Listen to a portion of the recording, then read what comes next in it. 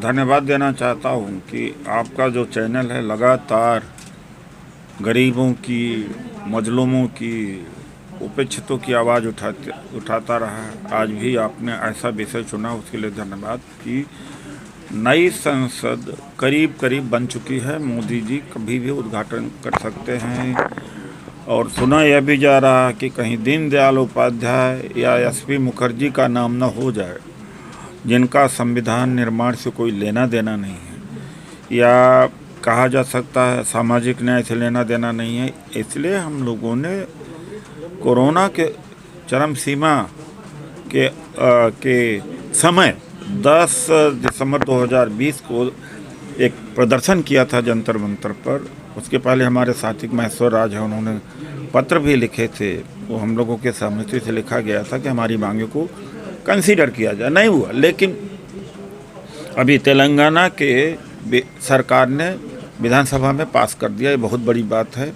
यानी तेलंगाना के जो मुख्यमंत्री हैं चंद्रशेखर राव जी हैं, जिनको प्रभावित करने का काम सबसे ज़्यादा किया या मिलने जुलने का महेश्वर राज जी, गदर जी हैं। गदर जी बहुत क्रांतिकारी गीतकार हैं। फिर वो रेवंत रेड्डी जो कांग्रेस के अध्यक्ष हैं तेलंगाना के, फिर उत्तम कुमार रेड्डी एमपी हैं कांग्रेस के, और जो सीएलपी लीडर हैं मिस्टर भट्टी हैं।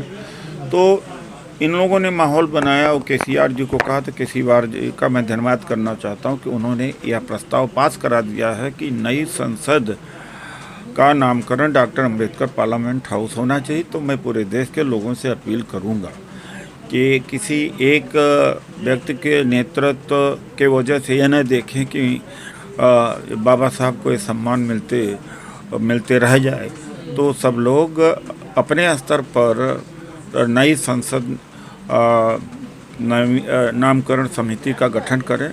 जैसे गुजरात में सिद्धार्थ परमार जी हैं, जीतन राम जी से भी बात हुई थी, श्याम रजक जी से भी बातचीत हुई थी। सब जल्दी हम लोग बैठक करेंगे और सरकार को अल्टीमेटम हमने दे दिया है आज कि 15 अक्टूबर तक अगर नहीं करते हैं तो हम बड़ी रैली करेंगे। तो मुझे समाज से सभी वर्गों से जो प्रगतिशील लोग हैं, चाहे जिस जाति बिरादरी के हों, दलित हैं, पिछड़े हैं, उपेक्षित हैं, महिलाएं हैं, इसमें सहयोग दें। आसानी से काम होने वाला नहीं है, नामकरण होने वाला नहीं। बड़े आंदोलन की तैयारी हो रही है क्या? हाँ, अगर 15 अक्टूबर तक हमारी बात को नहीं मानते प्रधानमंत्री जी या सरकार नहीं मानती, तो हम नवंबर में बड़ी रैली करेंगे और पूरा देशव्यापी आंदोलन होगा और देश देखेगा। तो क्या आपकी सरकार से कोई बातचीत हुई है? सरकार से बात क्यों नहीं हुई? हम तो 10 दिसंबर 2020 को ही उनको ज्ञापन दे चुके हैं। उसके पहले ज्ञापन दिया जा चुका है। हमने तो बात ही क्या, हमने तो प्रदर्शन के द्वारा अपनी बात को रख दिया। इससे बड़ी क्या बात हो सकती है? अब तो आंध्रा सरकार ने भी प्रस्ताव पास किया। अब हमारी बात मान ली जाए।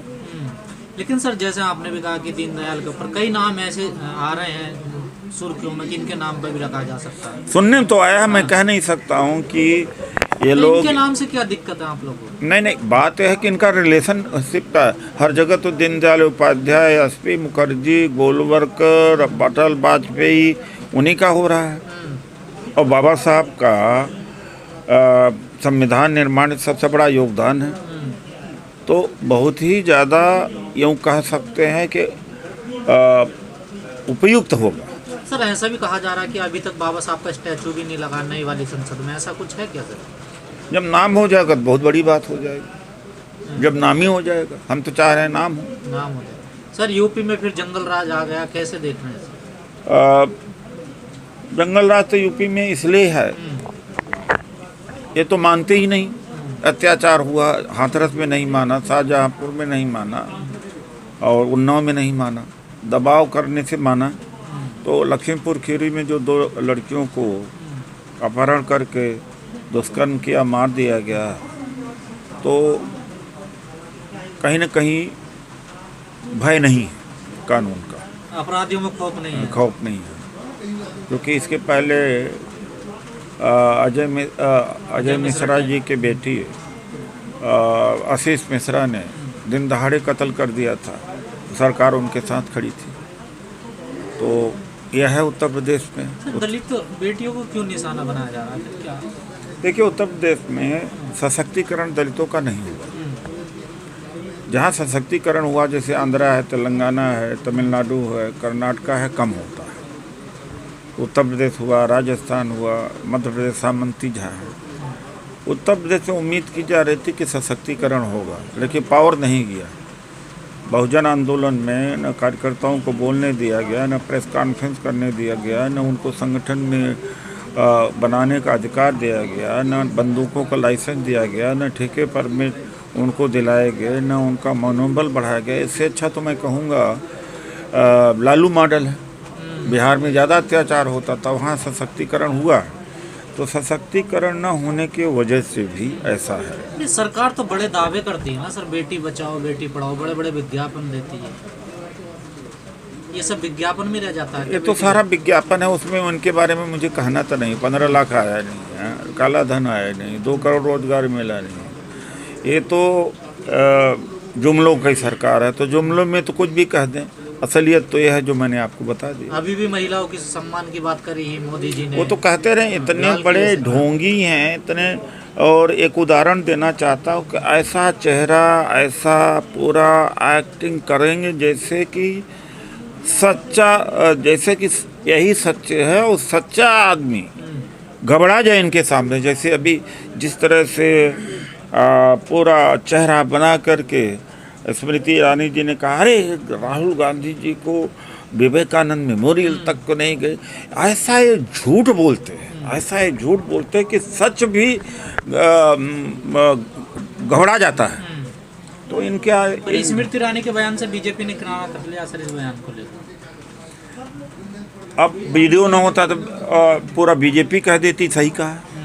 क्या करेगा बीजेपी? लेकिन सर योगी जी नवरात्रों में पैर धोते हैं कन्याओं के, बड़ा सम्मान करते हैं। वोट लेने के लिए वोट लेने का वो क्या कहते हैं, नौटंकी है बस, और क्या। सर भारत जोड़ो यात्रा, जो आखिरी सवाल है मेरा, इससे क्या 2024 में उम्मीद जगेगी कांग्रेस की जीत? अब देश की जनता को बताने की कोशिश किया है। जनता भी धर्म से, संप्रदाय से, नफरत से, जात से उठे। रोजी रोटी के लिए अगर सोचेगी, बेरोजगारी को हटाने के लिए सोचेगी, तो 2024 हमारा होगा। भारत जोड़ो यात्रा की मीटिंग इस समय शुरू हो गई, तो मुझे चलने की इजाज़त दीजिए। मैं पढ़ा लिखा इंसान हूँ, इसलिए मैं उल्टा सीधा बोलना नहीं चाहता साथियों। मैं केवल यही क्योंकि आपके पास जवाब नहीं है ना मोदी जी का। जवाब बहुत जवाब है साथियों। मेरे से जवाब नहीं है। मैं तो पढ़ा लिखा इंसान हूँ। गाँव चले जाइए, एक अनपढ़ आदमी, देखो अनपढ़ आदमी, मैं मोदी जी का जन्मदिन है, उनको जन्मदिन की बहुत बहुत शुभकामनाएं देता हूँ कि मोदी जी आप स्वस्थ रहें, आपको भगवान इतना दिमाग दे ताकि देश को आप अच्छी तरह 2024 में प्रधानमंत्री बने, ये भी कहते हैं। नहीं 2024 में तो बनेंगे नहीं, डेफिनेटली है वो। 2024 में प्रधानमंत्री नहीं बनेंगे। कौन बनेंगे? आपकी बहन जी ने, कोई भी बनो, पर ये नहीं बनेंगे, डेफिनेटली कह रहा हूँ। क्योंकि अब की बार जो प्रधानमंत्री बनेगा वो विपक्ष से बनेगा, जो भी बनेगा। विपक्ष? हाँ, विपक्ष तो टुकड़ों में बटा पड़ा है। वो सब इकट्ठे हो जाएंगे, चिंता ना करो, बहुत जल्दी इकट्ठे हो जाएंगे। वो कितने ही छापे मार लो सब। अब एक बार प्रधानमंत्री विपक्ष बनने, ये सब बोरिया बिस्तरा बांध लेंगे, अपना भाग लेंगे फिर यहाँ से जितने भी हैं, या टूट के उसी कांग्रेस में आ जाएंगे जितने भी रहते हैं। जैसे अब जा रहे हैं डर के, ईडी की डर की वजह से जो इधर गए ना, वो ईडी की डर की वजह से उधर भी चले जाएंगे। इनका कुछ विश्वास नहीं।